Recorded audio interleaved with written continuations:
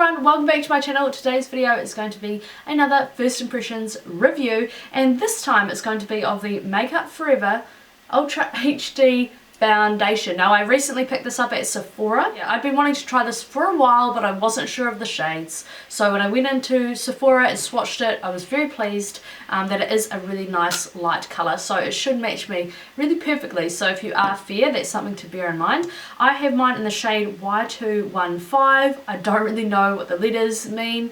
All I know is that this looked pretty light, and that's what I like to see, of course. So I picked mine up for $62 from Sephora, so it is like a high-end foundation, but of course in New Zealand that's still cheaper than a MAC foundation. So I will be applying this with my Chi Chi Beauty sponge, of course. I don't think I would ever go back to using a brush, honestly, it's just too hard. So I thought that for this video I might apply some Professional on this side of my face, because my pores are just really obvious and it'll be interesting to see the difference. And I'm also going to apply this matte primer just to the outer areas of my face where I haven't put the Professional. And I'm just going to colour correct under my eyes as well. And if you haven't watched my videos before and you're wondering why I'm doing my correcting, it's because I just have very dark under eye circles. I'm just going to swatch this for you guys and show you. It's quite a runny formula.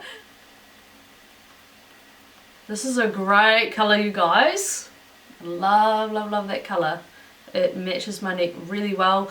Obviously the Y stands for yellow undertone, because my face is red but my neck is quite yellow. The smell is very interesting. It kind of reminds me of my mum's makeup when I was a kid, what they used to smell like, so like old-fashioned makeup maybe. So there you go, guys, that's one layer, and what I noticed straight away is very natural. I would call this maybe like a light to medium coverage, because it hasn't been able to cover my spots very well at all, but it's just kind of evened out my face. It looks fine on the skin. There's really nothing to report. It's just like fine, you know. So I'm just going to do the other side of my face, of course, which has the primer on it.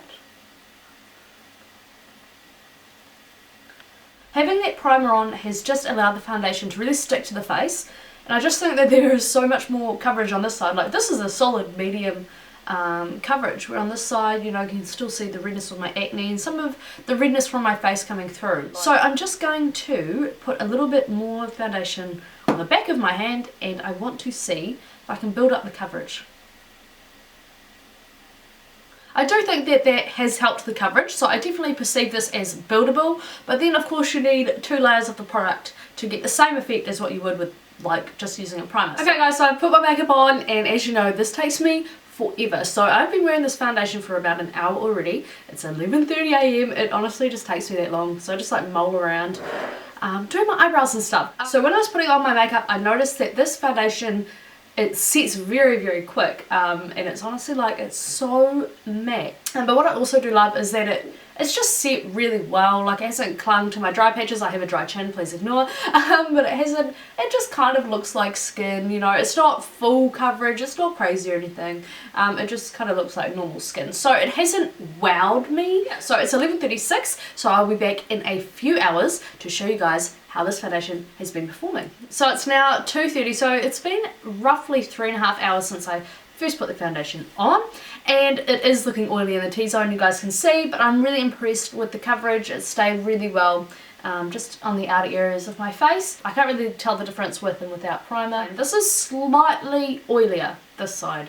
Like, I can see it more in that smile line there, whereas I can't see it as much on this side.